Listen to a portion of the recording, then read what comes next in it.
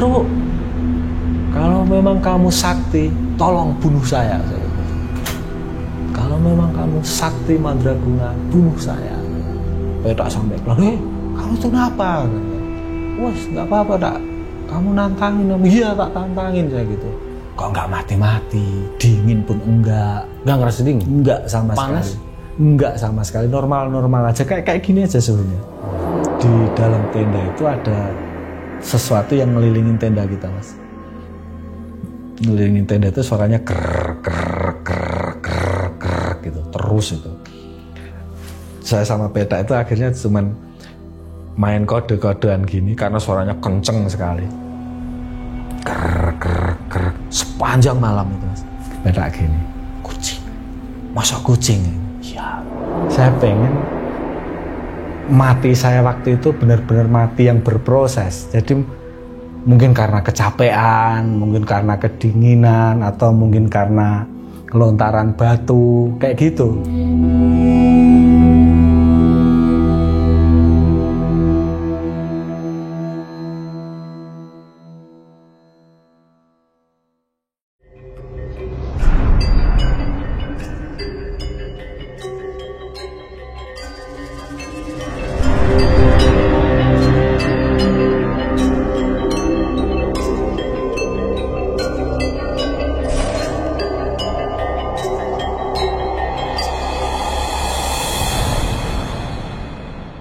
Season 5 live dari Boyolali. Urip iku urup. Urip iku urup. Hidup itu nyala.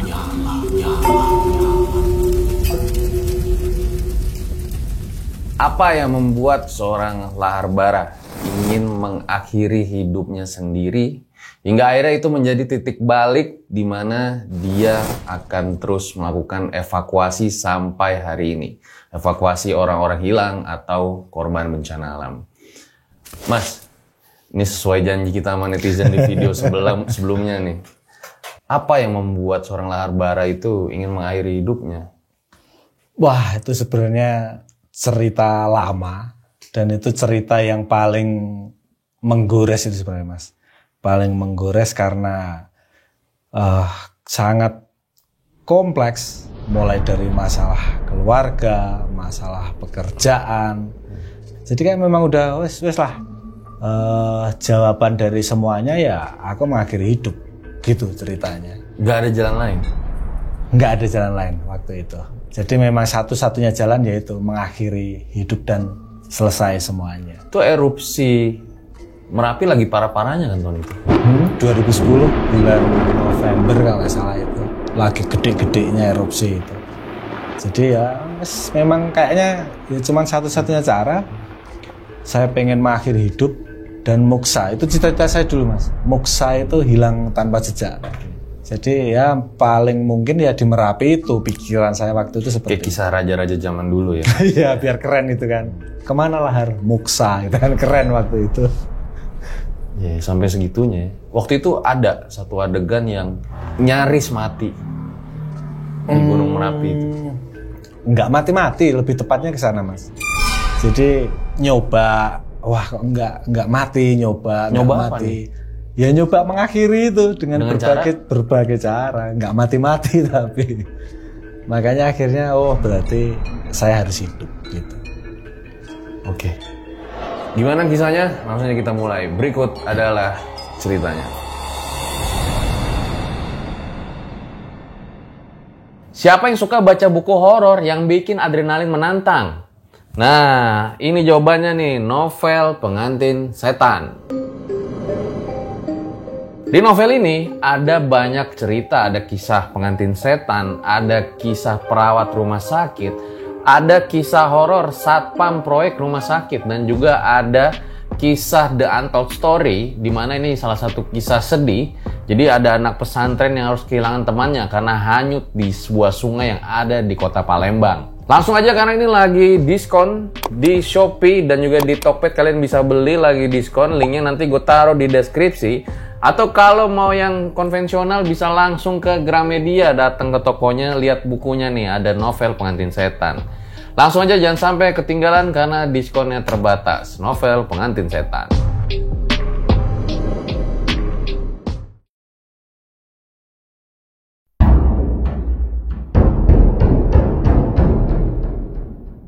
Salah satu letusan terdahsyat di Gunung Merapi, tapi orang ini malah naik ke atas. Awal mulanya gimana Mas ceritanya?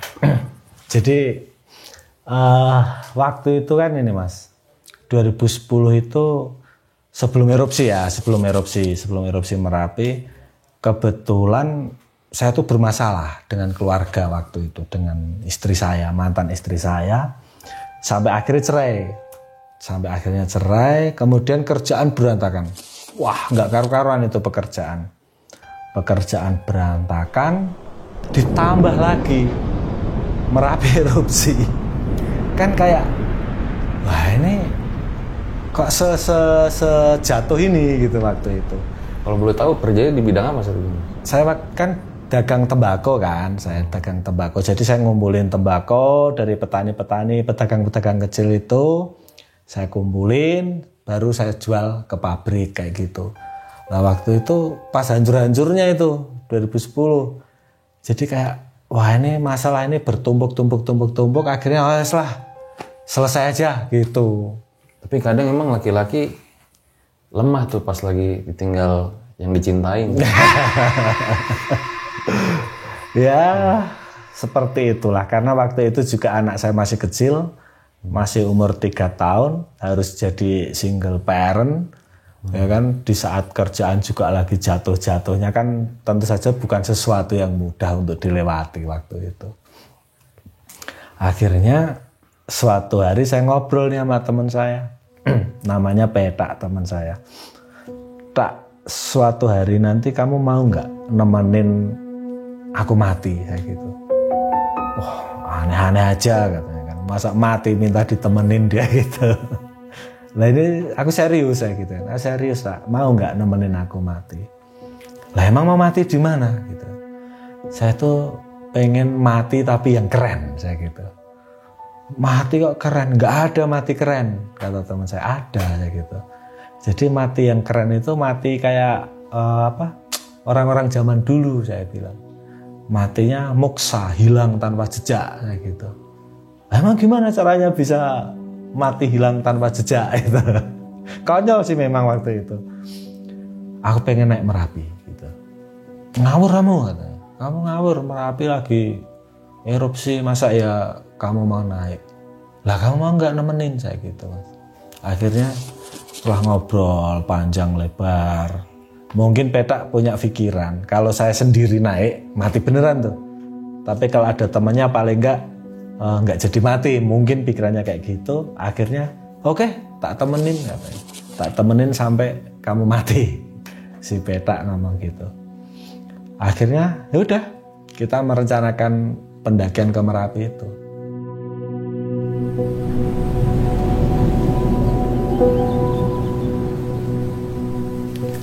Jadi kalau nggak salah waktu itu hari Rabu, H+3, erupsi terbesar Merapi hari Sabtu, Jumat Sabtu Minggu itu, erupsi terbesar yang sampai Mbah Marijan almarhum meninggal itu.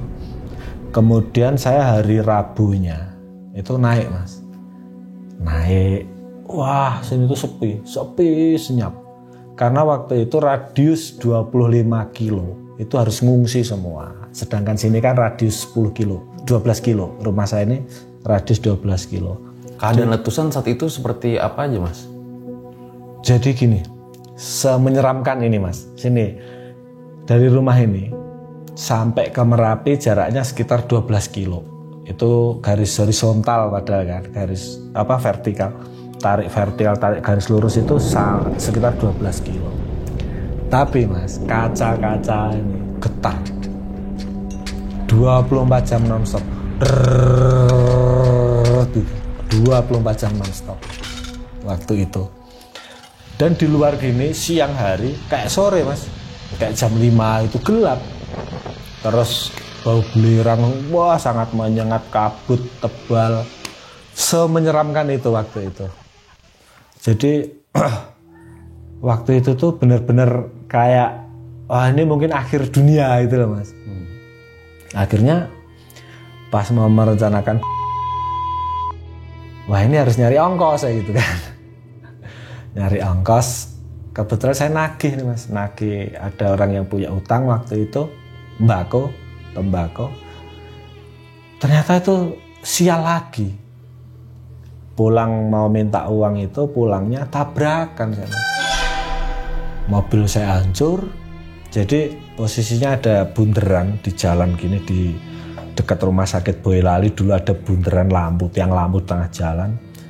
Saya itu dari sebelah selatan.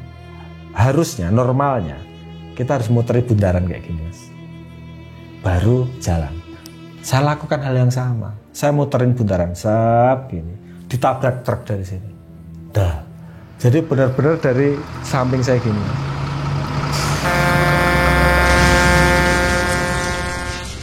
Benar-benar dihantam langsung. Adu banteng, dubar gini kan. Mobil, nah ini yang nggak masuk akal sebenarnya. Mobil saya terbalik terus sampai hancur, sampai ringsek kayak gini. Tapi saya di luar. saya nonton mobil saya muter-muter.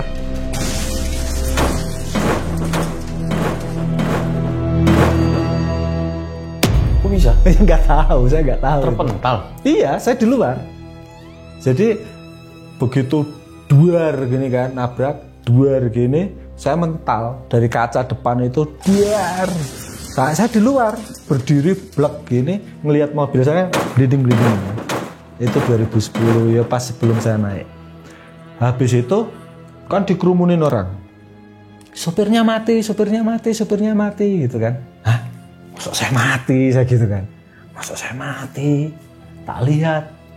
Siapa sopirnya siapa gitu kan. Saya tuh ikut ngelihat. Wah, apa yang saya udah mati, saya gitu kan. Ternyata yang di dalam mobil yang dianggap supirnya mati itu bantal. Jadi saya dulu selalu bawa bantal itu kan, mobil pickup kan. Bantal itu ringsek gitu loh, dikira supir. Terus, Pak, saya supirnya, saya kayak gitu. Saya supirnya. Nengok semua. Loh itu siapa? Oh itu bantal gitu kan. Nggak percaya mas orang. Kalau saya supirnya nggak percaya waktu itu. Kemudian saya ngambil handphone, karena handphone saya di dalam mobil, tak ambil. Ini handphone saya gitu kan. Benar mas, ini handphonemu? Iya, saya tahu kodenya kok. Ini kodenya ini gitu. Loh, mas kok nggak apa-apa dipegang-pegang gini? Kok nggak apa-apa? Ya, saya nggak tahu saya gitu kan.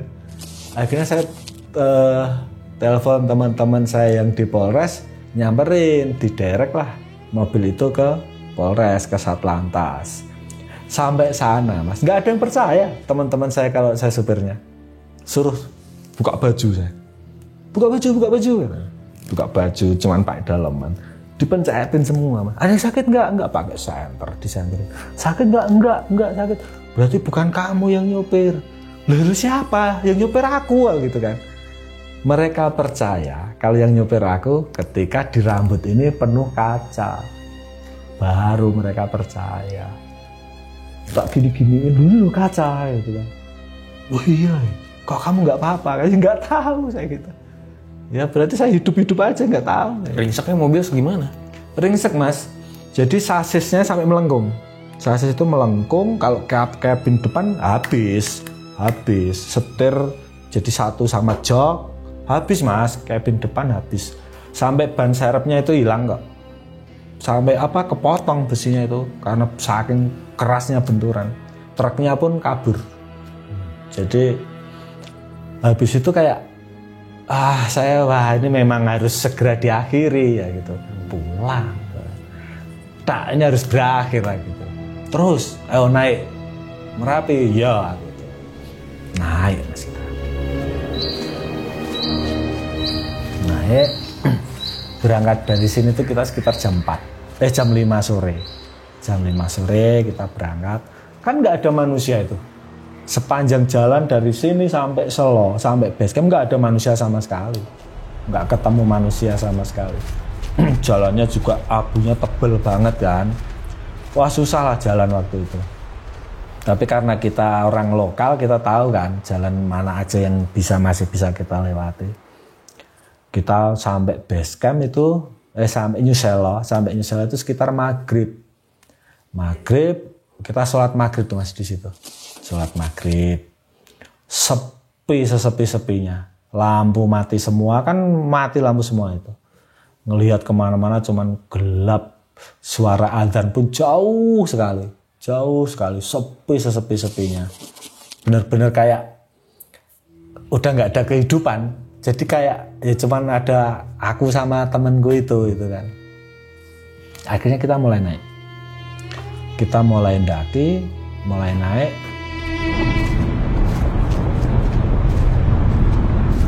Jalannya itu Mas, tak kasih gambaran nih Mas. Jadi debunya di beberapa titik itu sampai segini nih abunya. Benar-benar tebal, mungkin 20-30 cm debunya itu. Berarti tubuh ketutup debu juga? Iya, wah udah kayak monyet itu warna kita. Udah ketutup semua, tapi kan kita pakai masker waktu itu. Jadi pohon kesenggol dikit, biur gitu. Jadi emang debunya pohon bambu itu sampai patah semua, melengkung semua gini. Bener-bener sepanjang jalan itu ya cuman debu dan debu. Jadi kita nggak tahu lagi jalur pendakiannya mana, itu nggak tahu. Udah ada jalan ikutin aja udah. Akhirnya adzan Isya, loh kok sampai sini saya gitu kan, sampai Pasar Bubrah. Padahal normalnya nyusul ke Pasar Bubrah itu normal ya, kondisi normal jalan terbuka nggak ada debu itu aja masih 3 jam. Tapi waktu itu kok masa ini Pasar Bubrah saya gitu kan, nggak mungkin ya gitu kan. Oh ini adzan subuh beda gitu kan teman saya. Nggak mungkin juga kalau adzan subuh saya gitu kan. Ini adzan Isya. Loh tapi masa cuma sejam katanya. Nggak mungkin juga gitu kan. Melihat jam lah kita. Tak bener loh tak jam 7 loh tak. Wah mulailah itu kita kayak ini beneran nggak gitu kan. Masa iya dari New Selo sampai Pasar Bubrah cuma sejam. Itu kayak sesuatu yang nggak mungkin gitu loh Mas. Terakhirnya kita udah ini bukan Pasar Bubrah. Ini paling pos 1, kita seperti itu kan. Udah kita bikin tenda aja daripada makin ngaco gitu. Kita buka tenda, terus kita nengok. Tapi kok gemuruh gitu kan. Gemuruhnya kenceng gitu kan. Kadang pas malam itu Mas, kadang sumberat merah banget gitu kan. Wah ini Pasar Bubrah tak aku gitu. Ini bukan pos 1, ini positif Pasar Bubrah aku. Soalnya Pasar Bubrah ke puncak itu kan paling 600-an meter jaraknya. Waktu itu nggak kelihatan karena memang kabutnya tebal kan. Pas mulai kelihatan itu semburat merah Pasar Bubrah ini tak gitu. Wah itu kita udah mulai janggal. Wah ini berarti niatku direstui ya kayak gitu. Jadi niat pengen mengakhiri hidup tuh direstui tak ini ya. Gitu. Karena perjalanannya dibuat secepat ini ya gitu. Akhirnya kita sholat Isya, selesai mau mengakhiri hidup tapi masih ingat sholat itu Mas, keren emang itu. Kita sholat Isya, setelah sholat Isya, Petak buka tenda di situ di Pasar Bubrah. Kondisi Pasar Bubrah Mas, waktu itu ya kayak padang pasir, cuman panas. Jadi kita mau mendirikan tenda itu milih tempat yang memang nggak panas. Jadi masih panas, suhunya itu masih panas. Sepanas apa yang dirasa saat itu? Kalau saya pribadi kayak ya paling kayak ini. Abu bekas arang itu yang paling udah mati 5-10 menitan gitu kan. Tapi masih panas, masih berasa gitu. Oh, panas. Masih panas. Cuman di beberapa titik enggak. Jadi kan Pasar Bubrah itu batu besar-besar. Nah nanti di sebelah samping batu gitu ada yang enggak panas gitu. Akhirnya waktu itu nemu titik kita mendirikan tenda di situ, mendirikan dom di situ, terus masih makan, kita tetap prosedur ini tetap dijalankan ya kan, urusan perut jangan sampai lupa kan gitu, biarpun niatnya mengakhiri hidup tapi jangan dulu gitu, habis makan, terus ini mau gimana gitu ya kan, ya harus nunggu ini aja, nunggu erupsinya kesini gitu kan, biar nanti kena lontaran batu kan selesai mati ya gitu kan. Wah masa kayak gitu iya nunggu aja. Akhirnya gini aja aku tak keluar gitu. Malam gitu kan, malam jam 9-an lah, jam 9 malam saya keluar dari tenda keluar dari tenda. Kebetulan dulu saya itu selalu pakai kalung tasbih. Itu dulu saya selalu pakai itu, zaman-zaman dulu. Saya keluar dari tenda, saya buka baju di situ. Saya buka baju, saya nyari tempat di atas batu itu, Mas. Di situ saya zikir, benar-benar zikir. Niat saya satu, saya pengen mati. Oh, saya pengen mati. Saya berpikirnya gini, ketika di Pasar Bubrah, di ketinggian 2000 sekian di atas permukaan laut, suhunya dingin, ketika saya nggak pakai baju, saya akan bisa mati beku nih minimal. Kayak gitu. Maksimalnya ya nanti akan ada lontaran batu dari kawah kena ke tubuh saya dan selesai. Saya terus Mas di situ, saya zikir, saya teriak Mas di situ, Petak sampai kaget. Kalau orang kepercayaan orang sini, Merapi itu kan penguasanya Mbah Petruk gitu kan. Saya teriak waktu itu, saya teriak, Mbah Petruk, kalau memang kamu sakti, tolong bunuh saya. Kalau memang kamu sakti Mandraguna, bunuh saya. Teriak berkali-kali Mas, saya teriak kayak gitu. Petak sampai keluar, kamu itu kenapa? Wes, nggak apa-apa tak. Kamu nantangin, iya tak tantangin kayak gitu. Saya nantangin, tak terus saya teriak. Mbah Petruk, metua, gitu, keluar, Mbah Petruk, gitu. Terus Mas itu, tak teriakin kayak gitu terus. Terus duduk lagi saya, zikir lagi. Kok nggak mati-mati, dingin pun enggak. Nggak ngerasa dingin? Enggak sama Panas? sekali. Enggak sama sekali, normal aja, kayak gini aja suhunya. Kok nggak ngerasa dingin? Buka celana. Mungkin karena masih pakai celana, saya mikirnya gitu, akhirnya pakai daleman aja itu. Nggak dingin juga Mas. Atau mungkin karena masih efek Merapi yang habis erupsi itu, terus efek pasirnya yang masih panas, nggak tahu juga ya kan. Tapi kan harusnya minimal angin itu kan dingin. Tapi saya waktu itu nggak ngerasa dingin sama sekali. Akhirnya capek, sampai hampir jam 2-an malam capek, nggak mati-mati kan. Udah masuk tenda dulu gitu, dipanggil Petak, masuk tenda. Begitu masuk tenda, Petak tuh gini, ngode gini, saya paham. Jadi kayak di dalam tenda itu ada sesuatu yang ngelilingin tenda kita Mas. Ngelilingin tenda itu suaranya ker gitu, terus itu.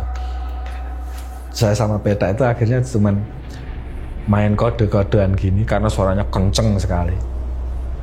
Ker sepanjang malam itu Mas. Terus Petak gini, kucing. Masa kucing? Iya. Sambil gini kan. Kucing gitu kan. Ngasih kode itu loh. Kucing. Masa iya. Makin ngeri kan kita. Macan kan mungkin itu kan, makin ngeri. Makin kenceng Mas, ker. Dan itu nggak hilang sampai pagi Mas suara itu. Sampai kita ketiduran. Akhirnya kita ketiduran, bangun. Dengerin dulu, ada enggak gitu kan. Oh, aman. Kita buka tenda. Ya. Ngeri Mas, jejaknya segini ini. Jejak kaki segini ini, keliling tenda. Dan itu bener-bener kayak muterin gitu. Tadi malam gitu. Kucing, iya. Gede, iya. Kita mau ngomong macan itu kan kayak nggak bisa keluar itu loh. Kucing, gede, gitu kan. Jejaknya banyak sekali itu. Tapi kalau itu saya yakin macan beneran, bukan jadi-jadian itu loh. Soalnya ada jejaknya. Akhirnya, terus ini gimana nih? Muncak tak? Gitu. Bener, iya. Wah, asapnya masih hitam itu Mas. Jadi dari kawah itu masih keluar asap kenceng hitam gitu kan. Memang waktu itu nggak ada letusan yang blang itu nggak ada ya. Cuman asap yang keluar dari kawah itu masih hitam dan tekanannya tinggi, masih bes itu kan, hitam. Naik tak? Iya. Naik kita. Makin penuh debu dong. Oh iya, nggak berwujud lagi itu, udah putih semua itu. Naik, kita naik. Wah, itu cuman kayak kerucut, udah nggak ada kontur apa-apa, cuman kerucut, pasir semua gitu. Jadi naiknya nggak pakai jalur-jaluran, udah ngikutin pasir itu aja.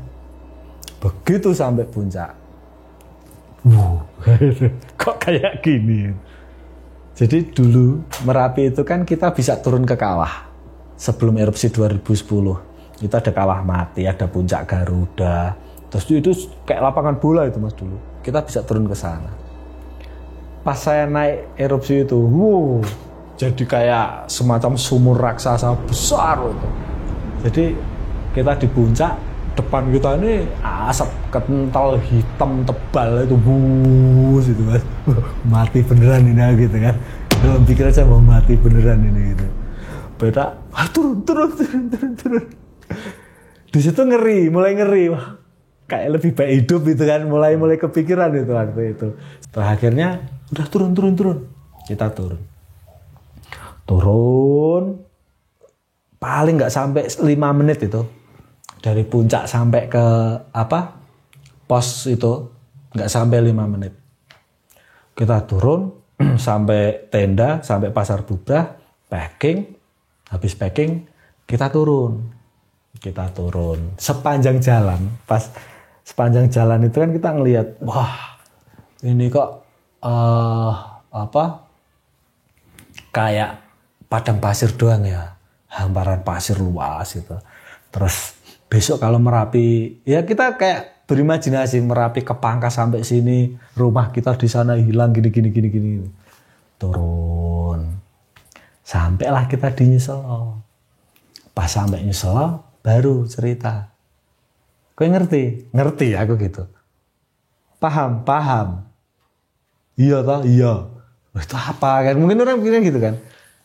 Saya tuh tahu Mas, bahwa si kucing ini tadi ngikutin dari kita berangkat. Petak juga tahu, tapi sama-sama nggak berani cerita itu loh. Jadi kita tahu mata emang kelihatan jelas itu, mata itu udah ngikutin mulai dari Watu Belah pos 1 itu udah ngikutin kita.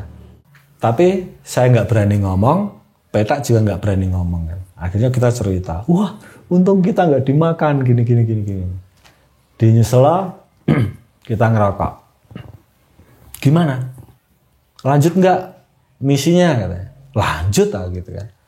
Bener iya. Pokoknya kalau belum selesai aku belum lega gitu kan. Ya wes lanjut Merbabu ya. Oke ya gitu kan. Akhirnya waktu itu kita turun dari Merapi. Lanjutlah kita naik ke Merbabu. Jadi nggak pakai istirahat, estafet kita naik ke Merbabu.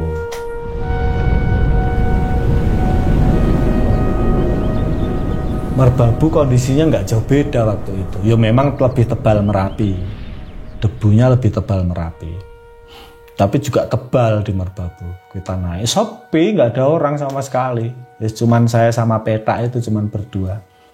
Kita naik ke Merbabu. Via mana Mas? Selo. Oh, Via Selo. Malah pendakiannya malah asik. Ya udah ini pengen mengakhiri hidup kok malah asik ya. Badan malah fit, malah enak gitu kan. Nggak tahu, belum mungkin gitu. Terus kita naik. Sampailah kita di Watu Tulis. Di Watu Tulis itu nikmati aja dulu lah gitu kan. Situ kita duduk sambil melihat Merapi yang erupsi. Kan kelihatan jelas di depan mata itu kan. Merapi erupsi, terus ya kita ngobrol. Ini gimana ini? Kalau kita ikut operasi SAR gini-gini, ngapain kayak gitu kan? Nggak usah kayak gitu. Ya wes lanjut aja, lanjut lagi naik sampai di Sabana 2. Lah ini saya seneng Mas, kayak tanda-tanda kematian itu mulai muncul nih di Sabana 2. Tak gitu, udah mulai lemes kan? Apa? Kayak udah mau berhasil nih. Apa? Kakiku nggak bisa gerak gitu. Kakiku udah nggak bisa gerak Mas. Jadi udah mati nih kaki. Udah mau berhasil gitu. Masa iya gitu kan. Dicubit. Nggak terasa. Ya wes berarti ki hampir mati nih tak gitu kan. Wah jangan dulu. Kan cita-citamu di Merapi. Cita-citamu pengen matinya di Merapi. Jangan di Merbabu. Lah terus gimana gitu. Dibuatin lah api unggun itu sama Petak. Buatin api. Udah diangetin dulu kakinya. Angetin. Akhirnya bisa ini lagi. Wah bisa gerak lagi tak, bisa bisa berasa lagi ya gitu kan. Ya udah naik, lanjut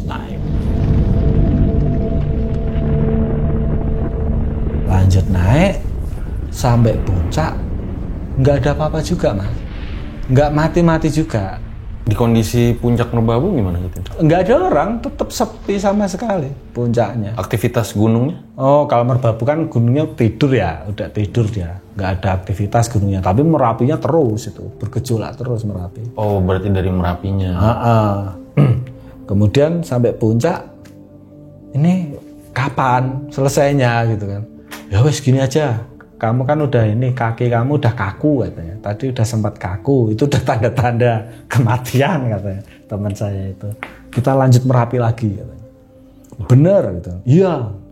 Sampai puncak Merbabu mas, nggak pakai cincong cueng, langsung turun lagi.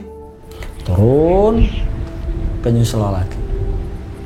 Habis di Nyuselo, naik lagi ke Merapi. Naik lagi. Tapi waktu itu jalannya agak siang. Itu udah normal. Jadi waktu itu kita hampir 4 jam, hampir 5 jam baru sampai Pasar Bubrah. Terus kita kok nggak ada jejak kaki kita ya pas kita berangkat. Ya wajar lah ketutup gitu kan. Jadi kayak kita itu tidak melewati jalan yang sama gitu loh. Padahal jalannya cuma itu. Harusnya orang baru ditinggal sehari kan, masih ada jejak kakinya, itu nggak ada semua. Kita naik sampai Pasar Bubrah. Saya gini mas, waktu itu bener-bener kayak terakhir nih, saya gitu kan, kayak permohonan terakhir saya waktu itu. Udah sore, saya kusuk kan, tak, pokoknya kalau memang ini selesai di sini, tolong saya titip Syaki, saya bilang kayak gitu, anak saya kan, saya titip Syaki. Terus nanti kalau ada orang tanya saya di mana, bilang aja kamu nggak tahu kayak gitu. Waktu itu pas di Merapi. Jadi memang saya itu pengennya mati, tapi mati yang keren gitu loh. Bukan mati yang konyol kayak anak-anak sekarang, pengen mati minum racun, pengen mati potong nadi, bukan yang kayak gitu. Saya pengen mati saya waktu itu benar-benar mati yang berproses. Jadi mungkin karena kecapean, mungkin karena kedinginan, atau mungkin karena kelontaran batu, kayak gitu. Berarti itu juga yang diincar di Merbabu saat itu ya? Iya. Jadi logika saya kan gini, logikanya. Habis dari Merapi tuh kecapean, turun, naik Merbabu ya kan. Kan banyak kan sekarang pendaki yang tiba-tiba kolaps di jalan terus meninggal gitu. Lah saya pengennya tuh kayak gitu. Jadi kayak ya muksa, kalau saya dulu membahasakan muksa, yang mati dan hilang tanpa jejak, nggak tahu itu di mana. Saya pengennya sebenarnya seperti itu waktu itu. Terus pas di Merapi itu saya benar-benar merenung mas waktu itu. Ini mati nggak ya? Mati nggak ya? Mati nggak ya? Itu kayak jadi pertanyaan terus. Saya pengen ngetes seberapa nih batasku. Terus matiku ini dengan cara seperti apa gitu. Tapi alami, yang benar-benar alami. Kecapean kah? Hipotermia kah? Atau jatuh ke jurang kah? Tapi bukan saya loncat, tak, saya bilang kayak gitu. Ya wes lah, ya wes, tak turutin, tak temenin gitu. Terus masih kita tetap standby itu di Pasar Bubrah sambil nikmati gunung meletus itu kan. Asik ternyata ya tak ya gitu, sedekat ini dengan gunung yang sedang meletus gitu. Asik gundulmu gitu. Tapi tetap kita terus di situ mas, biarpun kita ngeri sebenarnya kan. Jarak paling nggak ada sekilo, paling 500 meter. Gunungnya erupsi terus. Suara gemuruhnya kayak gitu. Wow, kenceng mas.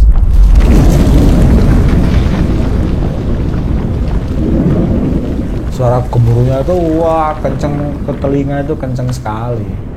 Cuman waktu itu erupsinya Merapi kan selalu waktu 2010 kan 2 tipe kan, eksplosif sama evosif kan.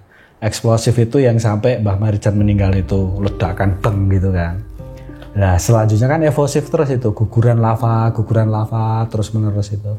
Jadi arahnya pun nggak ke kita. Memang kalau guguran lavanya itu arahnya nggak ke kita, jadi ke arah selatan. Terus waktu itu saya gini tak, saya tak coba nembung, bahasa nembung apa ya? Saya kayak bermunajat gitu kan. Saya tak pasrahkan saya gitu diri saya. Piye caranya? Yaudah coba. Nanti kamu dengar cara aku gitu. Akhirnya bener Mas. Waktu itu tak niatkan bener-bener. Setayamum Mas. Tayamum dulu. Tayamum. Ayo sholat sik tak. Kita sholat.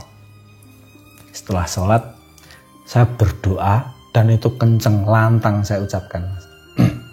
Saya ucapkan waktu itu. Inti doa saya gini. Panjang sih ya. Tapi inti doa saya waktu itu. Saya pengen mati di sini. Dan saya pengen tidak pernah ditemukan. Tapi kalau saya diberikan hidup, saya pengen hidup yang bermanfaat untuk orang lain. Itu inti doa saya di situ, waktu itu. Terus ternyata nggak mati-mati juga, kita nunggu sampai malam, nggak dingin, nggak apa, wes lah kita turun dak gitu. Kita turun lagi itu sore hari turun lagi, terus petak gini. Ayo kita tes di satu gunung lagi katanya. Mana? Lawu. Benar, langsung iya. Langsung Mas.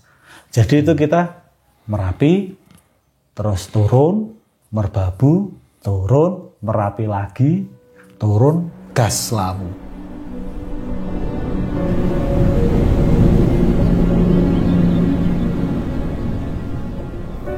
Sampai Lawu. Karena kita belum pernah naik Lawu sebelumnya waktu itu pengalaman pertama saya naik Lawu. Kita lewat Cemoro Sewu. Kita belanja logistik banyak-banyak itu waktu itu. Lah kami itu jadi mati nggak toh? Beda. Kok malah belanja logistik? Kayak udah nggak usah aja lah kayak gitu. Orang nyatanya nggak mati-mati, udah kita camping aja waktu saya gitu Mas. Ya wes ayo. Belanja logistik banyak, beli rokok banyak. Kalau nggak salah waktu itu 2010 saya habis 750.000 kalau nggak salah beli logistiknya itu. Yang mahal rokoknya kan. Akhirnya kita naik. Kita naik Cemoro Sewu. Terus karena ini jalan benar-benar baru, kita belum pernah lewat sama sekali, jadi kita nggak tahu apa-apa. Blank karena kita naiknya maghrib antara maghrib ke isya udah gelap, kita blank nggak tahu apa-apa kan. Udah ikutin aja, Cemoro Sewu kan enak itu jalurnya, udah ada anak tangga ikutin aja, ikutin terus. Hampir jam 10-an, jam 11 kita itu ini Mas, sampai ada tulisannya pos 4 Lemah Putih atau apa itu saya lupa. Tapi di pos 4 kalau nggak salah. Itu ada jalan cabang gini. Ini yang mana ya tak ya gitu kan. Kalau dilihat secara fisik harusnya yang ini gitu. Karena ini jalannya lebih sering dilewati gitu kan. Kan jalannya yang satu itu rata turun gini, yang satu cabang rata juga gini gitu kan. Ya wes kita putuskan yang mana. Udah yang kiri katanya. Yang kiri aja. Akhirnya kita ambil tuh jalan yang kiri. Nggak taunya kita kesasar. Kita nyasar di situ. Muter. Lah, kok Sumur Jolotunda atau apa itu lupa saya namanya. Kok sampai sini ya tak? Ini salah jalan gitu kan. Yes, balik. Muter balik lagi. Nggak ketemu Mas. Berjam-jam itu. Muter sana. Kondisi jalurnya kayak gimana ya diputerin? Jadi itu kayak kiri kanan itu pohon cantigi, pohon manis rejo itu sama ada lumut-lumut jenggot itu, kayunya kering-kering itu Mas. Malam itu kan, kita balik lagi nggak ketemu gitu. Akhirnya wes gini, kita bikin tanda, kita patahin ranting-ranting yang udah kita lewati itu kan. Bener Mas, patahin. Kita jalan 3 meter, patahin, jalan 3 meter, patahin, 3 meter, patahin. Muter nggak ketemu, sampai hampir jam 3 pagi. Wes gini aja tak, bikin tenda aja, buka tenda gitu. Kita buka tenda, kita masak, terus Petak keluar. Ini hutan semua, ini gelap kan. Ya ini di mana kita? Nggak tahu, nggak kelihatan apa-apa. Ya udah, kita tunggu besok pagi aja gitu. Kita tidur. Nah yang aneh nih mas, kita dibangunin pendaki pagi-pagi. Hei mas gitu kan, digoyang-goyangin tenda kita kan. Iya ada apa? Mbak ya tahu aturan katanya. Loh tahu aturan kenapa mas? Masa bikin tenda di jalur pendakian gitu. Jadi kita muter-muter dari jam 9 malam sampai jam 3 pagi. Keliling muter nyari jalur pendakian nggak ketemu. Ternyata kita buka tenda itu di atas jalur pendakian. Jadi kayak apa-apaan ini gitu. Terus akhirnya kayak wah ini tujuan saya itu kayaknya hampir tiba ini dak. Saya nggak jadi mengurungkan niat mengakhiri hidup saya gitu kan. Karena hal-hal yang nggak masuk di akal udah mulai ada ini saya gitu. Berarti ini udah siap ini saya gitu kan. Udah siap muksa ini gitu. Kumat lagi ya iya gitu kan. Akhirnya habis kita packing, habis dimaki-maki tuh sama pendaki karena buka tenda di atas jalur pendakian, kita packing, kita muncak mas. Kita muncak sana, wah dingin, pokoknya rasanya itu kayak dingin sekali itu kan. Buka baju semua, wah dingin ya asik. Terus habis itu apa ya waktu itu? Oh ini kan di sekitaran Puncak Lawu itu kalau ngelihat bawah itu dulu kayak ada danau itu kan, danau kecil di bawah gitu. Pas sumur apa itu namanya saya lupa itu, pokoknya kelihatan dari puncak itu kayak kubangan air kecil gitu. Tak kita ke sana yuk, tak ayo gitu. Enggak lah katanya, enggak tahu jalurnya lewat mana. Kita turun aja, turunnya lewat yang ini sebelah kiri. Kita turun, Lah di situ itu kita frustasi gitu. Memang waktu itu kita rencana mau ngecamp kan 2-3 hari itu kan, bawa bekal kan banyak. Ternyata di sana ada warung. Tempat Mbak Iem itu. Jadi kita udah bawa logistik sampai segede kulkas 2 pintu. Tapi tiba-tiba nemu warung. Itu kan kayak aduh menghancurkan apa ya, menghancurkan semangat kan. Menghancurkan semangat. Akhirnya udah bongkar tak gitu, bongkar logistik itu bongkar, kita kasihkan ke Mbok Yem semua, kita sisain waktu itu rokok aja udah, rokok disisain, yang lain kasih Mbok Yem semua, kasih Mbok Yem semua, terus kita dibuatin nasi goreng, dibuatin mie, bertahan 2 hari di situ mas, kita bertahan 2 hari, habis itu turun, ini gimana, menyerah belum?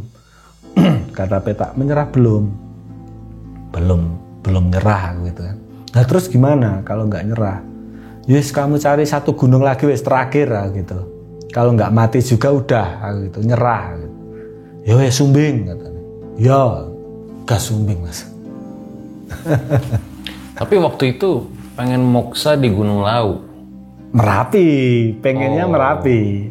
Pengennya itu Merapi. Kita gas Sumbing. Sampai Sumbing malah nggak ada apa-apa, dalam artian nggak ada apa-apa, pendakian normal aja tuh, nggak ada cerita yang wow gitu, nggak ada. Jadi kayak ini malah nggak terasa apa-apa, nggak ada. Kalau Lawu masih mending lah, kita pakai nyasar, pakai apa. Kalau Sumbing itu lancar mas, lancar aja.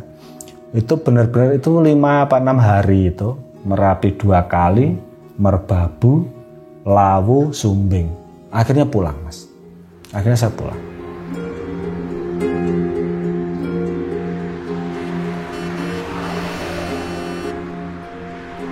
Wes gini tak, ngobrol lah di tempat ini mas, di ruangan ini. Okay. Di ruangan ini ngobrol sampai. Wes gini aja tak. Kayaknya memang aku ini tidak diizinkan mati dulu. Mungkin ada sesuatu yang lebih besar nantinya ketika aku hidup. ada manfaat yang lebih besar nantinya kalau aku terus hidup. Aku gitu sampai. Ya terus gimana? Kita jadi relawan aja, saya gitu. Kita bantu pengungsi, kita ngurusin pos-pos pengungsian, kita jadi relawan aja. Gimana? Gitu. Oke, setuju. Ya udah. Sejak saat itu saya sama Petak, wes Mas aktif itu. Nanti keliling posko relawan mana, posko pengungsi mana kita samperin. Oh ini sini butuh sayur, kita carikan link sayur. Oh sini butuh lauk, sini kurang apa. Aktif mulai saat itu. Jadi mulai 2010 itu saya benar-benar sama Petak itu aktif naik gunung, aktif hampir setiap minggu kita naik gunung. Kemudian kita aktif di relawan, bangun jaringan, bangun komunitas. Kurang lebih itu Mas cerita awal mula saya terjun ke dunia relawan itu. Oke, berarti awalnya seperti itu ya. Tapi kenapa sih masih penasaran tuh? Yang dipilih pengen moksa aja gitu. Gini, jadi waktu itu saya berpikir bahwa memang hidup itu kayak wis kelar itu loh Mas. Hidup itu udah kelar lah, udah selesai nih hidup. Terus ketika saya mati normal di rumah atau saya mengakhiri hidup di rumah, saya akan ngerepoti ibu saya, ngerepoti bapak saya, ngerepoti tetangga saya. Tapi ketika saya mau nggak ada yang tahu. Saya di mana nggak ada yang tahu, nggak akan ada. Paling orang sedih seminggu 2 minggu, udah nggak sedih lagi kan. Tapi malah menjadi sedih nanti keluarga kan, karena mau ziarah kemana ada, gitu. Iya paling seminggu 2 minggu kan Mas, paling mentok sebulan paling sedihnya iya kan, bisa aja seumur hidup. Terus habis itu kan sekarang anak saya udah umur 17 tahun, dulu umur 3 tahun. Saya melihat anak saya, ini nggak bisa saya gitu. Dia udah nggak ada ibu, masa nggak ada ayah. Wah ini nggak bisa. Kita harus hidup, saya gitu. Saya tetap harus hidup. Akhirnya dari banyak pengalaman hidup saya itu Mas, saya mengambil kesimpulan gini. Ternyata hidup itu Mas, orang ketika, apalagi anak-anak zaman sekarang ya, mereka dihadapkan dengan masalah yang menurut mereka berat, menurut mereka ini udah solusinya tinggal mengakhiri hidup. Ternyata itu bisa kita akhiri dengan cara yang lain. Kita alihkan kegiatan-kegiatan yang positif, yang lebih bermanfaat, masih banyak kok. Jadi kegiatan yang lebih bermanfaat itu masih banyak. Ternyata waktu itu saya sama teman saya Petak itu dalam kondisi terburuk dalam hidup. Mulai dari sisi ekonomi, semuanya terburuk dalam hidup. Saya masih bisa kok berbagi untuk orang lain dengan cara saya. Biarpun kadang kita cuman bantu bersihin kotoran, kadang kita cuma bantu bersihin sampah, kadang kita bantu masak, kadang bantu nyari sayur mayur, tapi itu ternyata masih bisa kok bermanfaat untuk orang lain. Dan itu lupa Mas, semua masalah hidup yang udah lewat itu lupa, hilang. Akhirnya kita menikmati hidup yang baru. Oh berarti memang saya itu diciptakan untuk orang lain. Kayak filosofinya tadi, urip iku urup. Tapi kalau saya ada tambahannya Mas, urip iku urup kuwi kudu nguripi gitu. Jadi hidup itu ibarat sebuah nyala api, dan sebaik-baiknya nyala api adalah yang menyalakan api yang lain. Jadi kayak percuma kita urup, percuma kita hidup menyala tapi yang lain mati, itu percuma. Saya pernah Mas ditanya oleh almarhum bapak saya gini, kamu coba milih 2, milih jadi Dian, lentera, lampu minyak, atau milih jadi lilin. Almarhum bapak saya nanya kayak gitu. Apa saya harus milih Pak? Saya gitu. Iya, kamu harus milih katanya. Kamu harus milih katanya. Kamu milih yang mana? Milih jadi lampu minyak atau jadi lilin katanya. Waktu itu saya jawab spontan Mas. Saya milih jadi lilin Pak, saya gitu. Langsung almarhum saya meluk Mas. Almarhum ayah saya meluk. Ini baru anak saya katanya. Dipeluk. Tapi saya nggak paham waktu itu. Loh Pak, kenapa saya gitu kan? bukannya kenapa pilihan saya benar menjadi lilin katanya kan. Gini dijelaskan, bapak saya itu orangnya paling ini mas, kalau menjelaskan sesuatu itu detail, runtut, dan dia kayak memakai ilmu logika gitu kan bapak. Dijelaskan sama bapak gini, kalau kamu jadi lampu minyak, ketika kamu dihidupkan, kamu dijaga, kamu benar-benar dijaga, dan kamu akan dimatikan dengan instan. Minyakmu habis akan diisi dengan minyak baru, kamu dinyalakan lagi. Kalau belum waktunya mati harus dimatikan, kamu akan dimatikan dengan paksa. Begitu seterusnya. Tapi kalau kamu jadi lilin, kamu akan terbakar. Memang tubuhmu habis, tapi setidaknya kamu sudah memberikan cahaya kepada sekitarmu. Gitu filosofinya. Mungkin itu mas yang bisa saya ceritakan ke teman-teman. Sebenarnya masih banyak sekali, dan beberapa cerita juga saya tulis di buku saya, nanti tak kasih ke Mas Fajar. Oh, ada novelnya ya? Ada, nanti tak apa kasih. Judulnya? Oh ini nih novelnya nih. Iya. Ini novelnya judulnya Berdamai dengan Letusan. Oh ini cerita yang ingin mengakhiri hidup ada di sini ya? Ada di situ mas. Berdamai dengan Letusan. Itu jilid 1-nya, jilid 2-nya juga bentar lagi akan rilis. Kalau mau beli di mana? Itu biasanya orang lebih DM ke IG saya kayak gitu. Oh, DM IG aja. Jadi nanti dibawa aja. Berdamai dengan Letusan. Bawa aja nanti dibaca. Semoga bisa menjadi ini mas, banyak pelajaran lah untuk teman-teman. Bahwasanya hidup itu bukan tentang seberapa banyak kita menerima, tapi tentang seberapa banyak kita memberi. Tapi emang terkadang ya mas ya, kalau lagi dalam keadaan terpuruk gitu, kadang orang tuh suka mikir gitu, kayaknya masalah dia yang paling berat gitu. Ya. Padahal sebenarnya bisa jadi ada yang lebih berat lagi gitu loh. Iya mas, jadi kadang gini, kita yang kebiasaan makan lauknya ayam, ketika kita lauk ikan asin, aduh kok terpuruk ini ya aku, sekarang cuma bisa beli ikan asin. Padahal di luar sana mas, ada orang yang pengen makan aja ngais dari tempat sampah. Jadi kadang kita lupa bersyukur itu, lupa melihat yang di bawah kita. Kadang kita yang biasa naik mobil, suatu hari kita naik motor, duh kok sekarang aku tinggal naik motor ya, sehancur ini hidupku.